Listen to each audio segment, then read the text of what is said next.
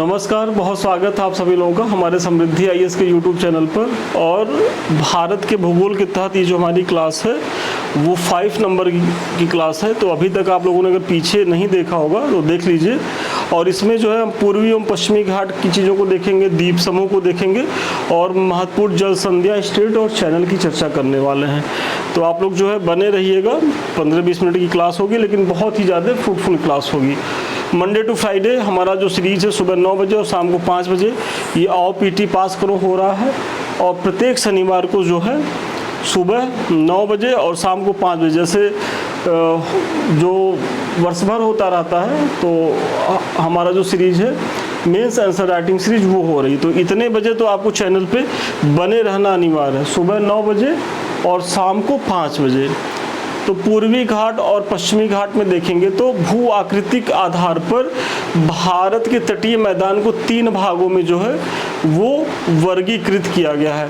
तो देखिए उत्तर का जो है हम पीछे ही बता चुके हैं, जो हिमालय का जो क्षेत्र था या फिर जो गंगा यमुना का जो दोआब था, मतलब उत्तर भारत का जो मैदान कहा जाता है, वो सब की चर्चा हम पीछे करा चुके हैं। तो हम यहाँ देख रहे हैं कि जो तटीय जो मैदान जो क्षेत्र है उसकी चर्चा हो रही है। और इसमें गुजरात या काठियावाड़ तटीय मैदान एक है और पश्चिमी तटीय मैदान दूसरा है और तीसरा कौन सा, तो पूर्वी तटीय मैदान है। तो 3 भागों में बांटा गया है जो भू आकृति के आधार पर है। और इसमें भी आप देखेंगे तो गुजरात तटीय मैदान जो है गुजरात एवं दादर नगर हवेली और दमन और दीव के तटीय भागों में विस्तृत है। तो इसका जो गुजरात तटीय मैदान का जो विस्तार क्षेत्र कहाँ है, तो गुजरात में तो है ही है। फिर दादर नगर हवेली, दमन और दीव का जो क्षेत्र है ये सब किसके अंतर्गत आते हैं, तो गुजरात तटीय क्षेत्र के अंतर्गत आते हैं। यह साबरमती, माही आदि नदियों के जलोढ़ निक्षेपों से निर्मित है। तो जो गुजरात तटीय मैदान बना हुआ है, तो आप लोगों को तो पता ही होगा साबरमती या माही ये सब नदियाँ उसी क्षेत्र में बहती हैं और उसी के निक्षेपों के द्वारा, मतलब उसी के द्वारा जो निक्षेप लाए गए उन्हीं जलोढ़ मिट्टियों से इनका निर्माण हुआ है गुजरात तटीय क्षेत्र का। पश्चिम भारत का पश्चिमी तट पश्चिमी घाट तथा अरब सागर के बीच स्थित एक संकीर्ण मैदान है और इस तट को 3 भागों में विभाजित किया गया है। तो जो पश्चिमी तट है ये 3 भागों में बांटा गया है। तट के उत्तरी भाग को क्या कहा जाता है, तो कोंकण तट। तो जो पश्चिमी तट है वो 3 भागों में डिवाइड है और सबसे ऊपर वाला तट कहलाता था कोंकण तट। तो ये कहाँ से कहाँ तक है, महाराष्ट्र तथा गोवा के बीच कौन सा तट है, कई बार पूछा गया है। तो कोंकण तट है। और थोड़ा सा साथ में आप यदि मैप देखते हुए चलेंगे तो और ज़्यादा चीज़ें स्पष्ट होंगी। फिर जो मध्य भाग है, मध्य भाग को कर्नाटक तट या कनारा तट तथा दक्षिणी भाग को क्या कहा जाता था, तो मालाबार तट कहा जाता था। जैसे ये सोचिए कि जैसे ये वाला जो क्षेत्र है तो यही ऐसे कुछ भारत का नक्शा है। तो अब यहाँ से क्या कर रहा है कि जो उत्तरी भाग है तो महाराष्ट्र, ये महाराष्ट्र वाला रीजन है और यही गोवा है। तो ये क्षेत्र क्या है, तो ये कोंकण तट है यहाँ से। फिर ये इतना तट कौन सा है, तो ये जो है कर्नाटक तट है। और ये जो नीचे वाला जो तट है वो कौन सा तट है, तो वो मालाबार तट है। कनारा तट जो है गोवा से मंगलुरु के मध्य, जबकि मालाबार तट मंगलुरु से कन्याकुमारी तक है। तो ये मंगलुरु से कन्याकुमारी तक जो है मालाबार है और जो है गोवा से मंगलुरु तक, मतलब ये जो गोवा है यहाँ से मंगलुरु तक ये कौन सा है, तो ये कनारा या कर्नाटक तट है। पूर्वी तटीय मैदान जो दूसरा है जिसमें महानदी, गोदावरी, कृष्णा, कावेरी, मतलब ये वाली बात हो रही है अब इसका। नदियों के डेल्टाओं द्वारा निर्मित होने के कारण यह बड़ा उपजाऊ है।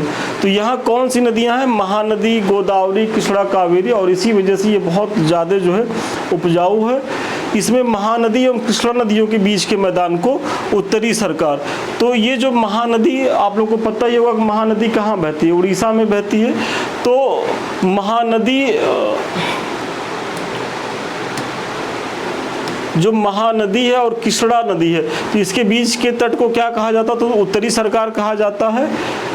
और कोरोमंडल का विस्तार भारत के दक्षिणी प्रायद्वीपीय के दक्षिण पूर्व में आंध्र प्रदेश के फॉल्स डीवी बिंदु से तमिलनाडु के केप कुमेरिन तक है।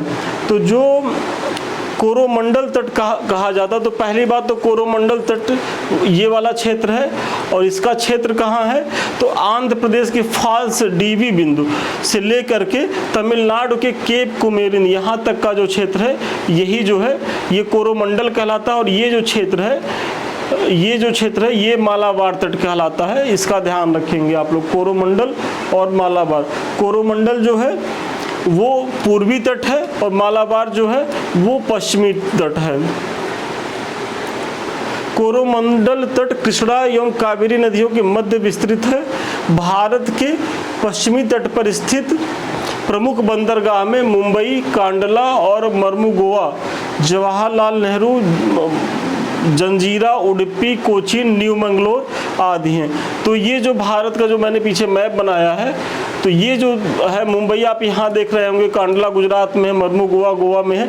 तो ये सारे जो तट है ये वाले, तो ये यहाँ से लेकर के यहाँ तक विस्तृत है। और इसी तरीके से अगर पूर्वी तट पे स्थित बंदरगाहों को देखेंगे, मतलब इधर कौन से बंदरगाह हैं, तो सबसे पहले विशाखापत्तनम आंध्र प्रदेश में, उसके ऊपर जाएंगे तो हल्दिया, मतलब पहले तो फिर पारादीप पड़ेगा उड़ीसा में, उड़ीसा के ऊपर जाएंगे तो आप हल्दिया पश्चिम बंगाल में, और फिर अगर नीचे आएंगे तो एन्नौर तमिलनाडु में, और तूतीकोरिन भी जो है वो तमिलनाडु में। तो ये जो हैं ये पूर्वी तट के बंदरगाह हैं, और ये वाला जो है ये पश्चिमी तट के बंदरगाह हैं। तो इन सब चीज़ों को भी आप जानते रहिए। अब आते हैं द्वीप समूह की चर्चा करते हैं। तो बंगाल की खाड़ी के जो द्वीप समूह हैं, पहले हम उन द्वीपों को देख लेते हैं कि बंगाल की खाड़ी में कौन कौन से द्वीप समूह हैं। तो बंगाल की खाड़ी के मुख्य द्वीपों में अंडमान और जो है वो निकोबार द्वीप समूह आते हैं। अंडमान और निकोबार द्वीप समूह को 10 डिग्री चैनल, वेरी इंपॉर्टेंट है कि अंडमान और निकोबार, मतलब इन दोनों को 10 डिग्री चैनल द्वारा जो है वो अलग किया जाता है। तो 10 डिग्री चैनल किससे अलग करता है? अंडमान और निकोबार द्वीप समूह को। यह 10 डिग्री उत्तरी अक्षांश रेखा के समानांतर है। इसी तरीके से अंडमान द्वीप समूह का जो सर्वोच्च शिखर कौन सा है तो सैडल पीक है, वेरी इंपॉर्टेंट है। जो अंडमान द्वीप समूह है उसमें जो सर्वोच्च जो चोटी है, मतलब सर्वोच्च शिखर है वो सैडल पीक है। और सैडल पीक की जो ऊंचाई कितनी है तो 732 मीटर है। तो इसको भी आप जानते रहिए। उत्तरी सैडल पीक उत्तरी अंडमान द्वीप पर दिगलीपुर के निकट है। तो आप देखेंगे ना कि अंडमान ऐसे एक पट्टी की तरह है हिंद महासागर में, और बेसिकली बंगाल की खाड़ी में जो उत्तरी अंडमान है वहीं जो है सैडल पीक स्थित है। और जगह कहाँ है एग्जैक्ट तो दिगलीपुर के निकट।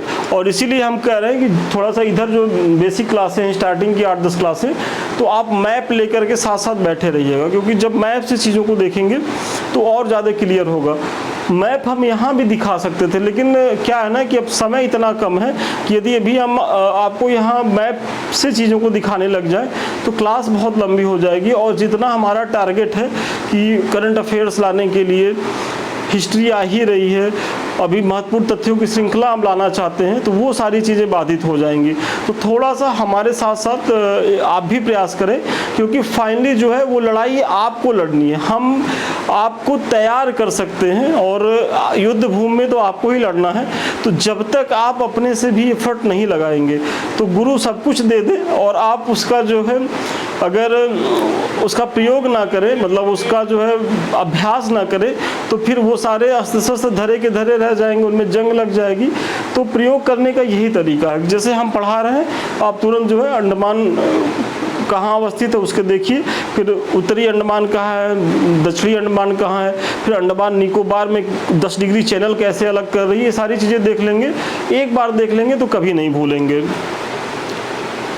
निकोबार द्वीप समूह का सर्वोच्च शिखर माउंट थुलियर ग्रेट निकोबार द्वीप पर है। तो अंडमान का सैडल पीक है और निकोबार का जो है वो माउंट थुलियर है। इसकी ऊंचाई कितनी है 642 मीटर है और ये अवस्थित कहाँ है तो ग्रेट निकोबार द्वीप पर स्थित है।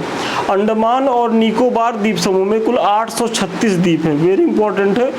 मतलब अंडमान और निकोबार द्वीप समूह में 836 द्वीप है, जिनमें से 38 स्थायी रूप से आवासित है। मतलब 836 द्वीपों में से 38 ही ऐसे द्वीप है जिसमें स्थायी रूप से जो है मानव निवास करता है। निकोबार में लगभग 22 मुख्य द्वीप हैं। तो अंडमान में कितने हैं? 836, जिसमें से 38 पे मानव रहता है। निकोबार में कुल 22 द्वीप हैं, जिसमें से 10 पे मानव रहता है। बैरन द्वीप जो है बंगाल की खाड़ी के अंडमान सागर में पोर्ट ब्लेयर से 135 किलोमीटर दूर उत्तर पूर्व में अवस्थित है। तो एक बैरन द्वीप भी है, वो कहाँ है? बंगाल की खाड़ी में है। और यह दक्षिण एशिया एवं भारत का एकमात्र सक्रिय ज्वालामुखी है। तो बैरन द्वीप जो है यहाँ जो है दक्षिण एशिया और भारत का और हिंद महासागर में एकमात्र जो है वो सक्रिय ज्वालामुखी है। इस ज्वालामुखी का पहला रिकॉर्डेड उद्गार कब हुआ था? तो 1787 ईस्वी में हुआ था। और इसी सागर में नारकोंडम द्वीप भी स्थित है, जो प्रसुप्त ज्वालामुखी है।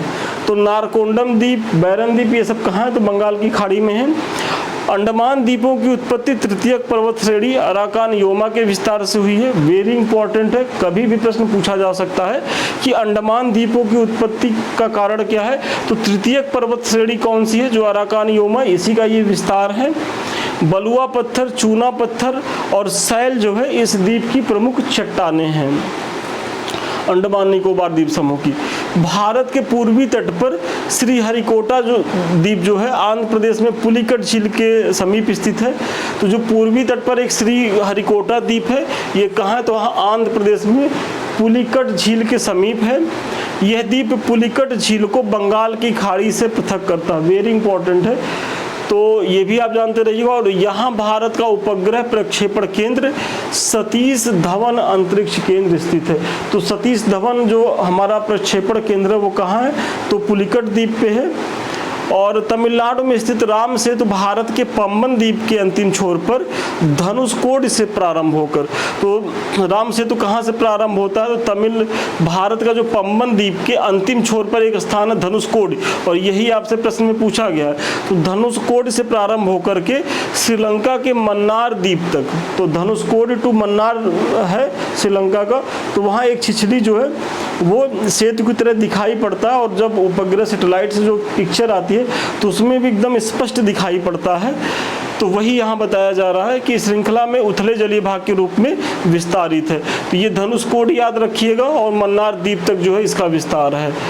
तो इस के तहत अभी तो हम लोगों ने देखा जो बंगाल में जो द्वीप समूह है उनकी चर्चा करी है, और बेसिकली बंगाल की खाड़ी में। और ये कुछ हमारे प्रोग्राम चलाए जा रहे हैं संस्थान के द्वारा। तो अभी तक आप लोगों ने अगर ज्वाइन नहीं किया तो ज्वाइन करें। एक तो आरओ का बैच है, दूसरा हमारा मेंस को लेकर के, पीसीएस मेंस को लेकर के। यहाँ क्या है कि डेली आपको टास्क दिए जाते हैं, आपको प्रश्न दिए जाते हैं, आप करके दिखाते हैं, मूल्यांकन होता है। जो भी कमी रहती है वो बताई जाती है, और साथ ही साथ जब आपकी कॉपी का मूल्यांकन कर दिया जाता है तो मॉडल आंसर भी दिया जाता है।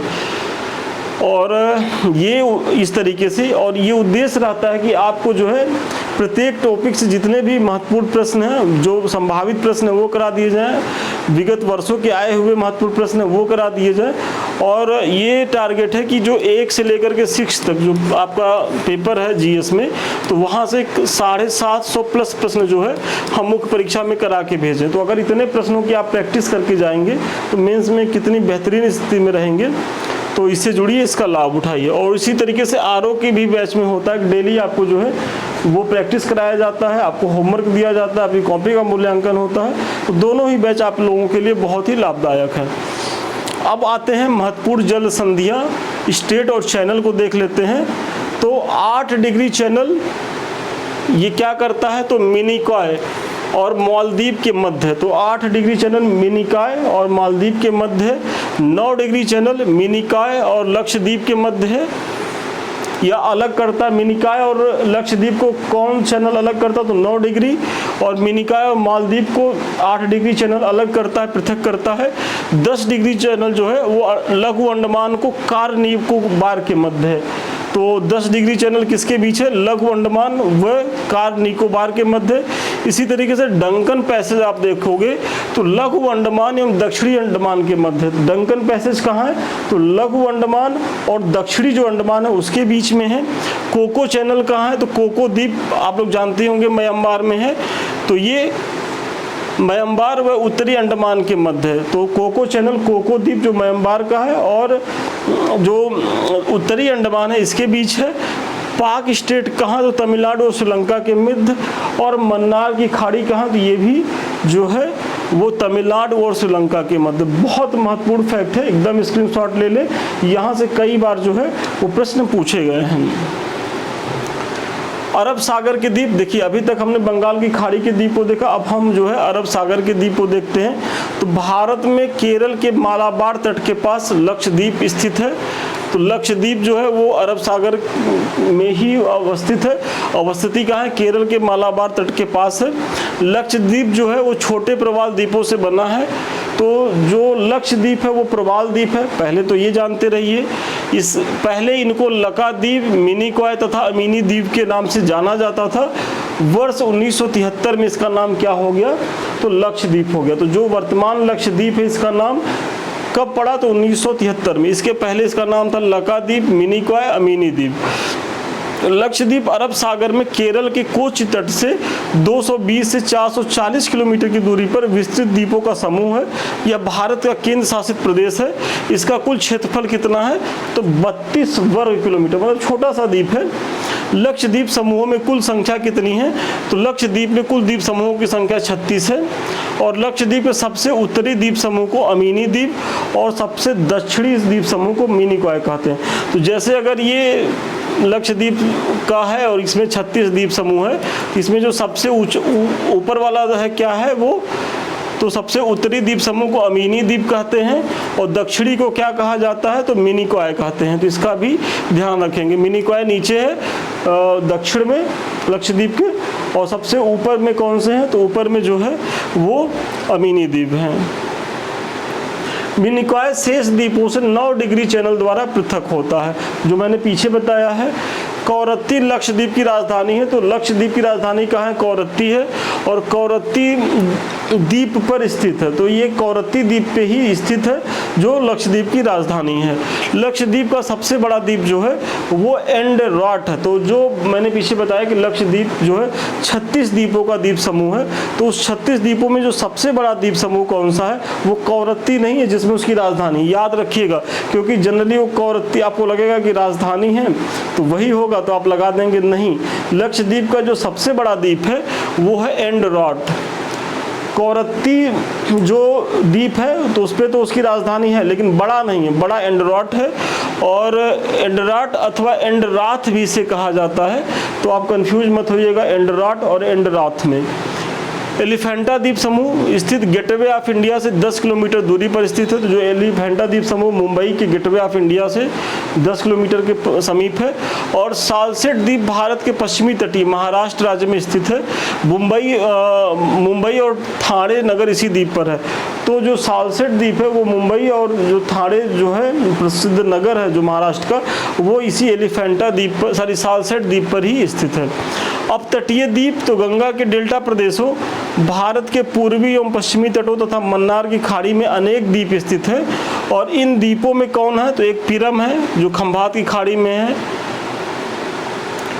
अलिया बेट है, तो ये कहाँ है, तो नर्मदा ताप्ती के मुहाने पर है। इसी तरीके से बुचर, करंजा, क्रास ये मुंबई के पास है। अंजी दीवी जो द्वीप है वो गोवा तट के पास है। फिलर द्वीप जो है वो एपीजे अब्दुल कलाम द्वीप के नाम से जाना जाता है और ये महानदी ब्राह्मणी के मुहाने पर है। फिलर द्वीप तो आप लोग जानते हैं उड़ीसा में है, जो ब्राह्मणी और महानदी का जो मुहाना है। और इसी फिलर द्वीप को क्या नाम हो गया है अब, एपीजे अब्दुल कलाम द्वीप। न्यू मूर एवं गंगा सागर जो है वो गंगा डेल्टा में अवस्थित द्वीप है इत्यादि भारत के प्रमुख द्वीप हैं। इसी तरीके से कोरी क्रीक अथवा निवेशिका एक ज्वारीय क्रीक है। भारत एवं पाकिस्तान के मध्य विवादित जो सर क्रीक है वो कच्छ के रन में स्थित एक 96 किलोमीटर लंबा जलीय दलदलीय क्षेत्र है। तो जो एक सर क्रीक है जिस पे भारत और पाकिस्तान के मध्य जिसको लेकर के विवाद है, तो वो कहाँ है, तो वो कच्छ के रन में स्थित है। 96 किलोमीटर लंबा एक दलदलीय क्षेत्र है। यह भारत के गुजरात और पाकिस्तान का जो सिंध प्रांत है उससे जो है अलग करता है। तो भारत के गुजरात से पाकिस्तान का जो सिंध प्रांत जो अलग होता है वो किस क्रीक से अलग होता है, इसी सर क्रीक से अलग होता है। और मुख्य विवाद कच्छ और सिंध के बीच समुद्री सीमा के निर्धारण को लेकर के है। और फिलहाल ये जो सर क्रीक है इस पे अधिकार किसका है? इस पे अधिकार भारत का है। हालांकि पाकिस्तान भी इस पे अपना अधिकार के दावा करता है। भारत में कुल जनसंख्या का 8.6% जनजातियाँ पाई जाती हैं। तो देखिए ये जनजाति वाला टॉपिक है, इसको हम चूँकि एक ही स्लाइड है तो इसको हम अगले स्लाइड में करेंगे। तो आज यहीं तक, कल का जो हमारा ज्योग्राफी का जो क्लास होगा, चूँकि अभी हमको थोड़ा सा जाना भी है बाहर और फिर थोड़ी देर के बाद हमारी पुनः दूसरी क्लास है, तो ऐसे में यदि अभी हम शुरू भी करेंगे तो ये हो नहीं पाएगा। तो ये नेक्स्ट क्लास में होगा जनजातियों को लेकर के, और उसके बाद जो महत्वपूर्ण टॉपिक है वो हम कराएंगे। इसके बारे में तो मैंने चर्चा कर ही दी है। अभी तक आप लोगों ने ज्वाइन नहीं किया है तो ज्वाइन करें। साथ ही हमारे कुछ लिंक्स हैं, तो एक तो हमारा टेलीग्राम का लिंक है जो हमसे जुड़े रहने का 24 घंटे का माध्यम है। साथ ही साथ 2 हमारे यूट्यूब के चैनल है। एक चैनल हमारा जो है वो समृद्धि IAS का, जिससे अभी हम आप रूबरू हो रहे हैं, और दूसरा हमारा संदीप मिश्रा ऑफिशियल। तो ये दोनों चैनल आपके हैं और इन्हें आप ही के सहयोग से आगे बढ़ाना है। तो इसे लाइक करें, सब्सक्राइब करें, शेयर करें। वीडियो अच्छा लग रहा हो तो कमेंट जरूर करें, और अगर आपको सुझाव भी देना चाहते हैं तो उसका भी हम आमंत्रण स्वीकार करते हैं। आप बिल्कुल सुझाव दीजिए, हम उस पर भी काम करेंगे।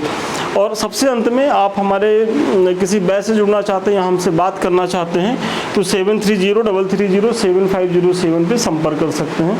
तो ठीक है, आज के लिए इतना ही। पुनः मिलते हैं नए वीडियो में नए क्लास के साथ। तब तक के लिए धन्यवाद, शुभकामनाएं आपको।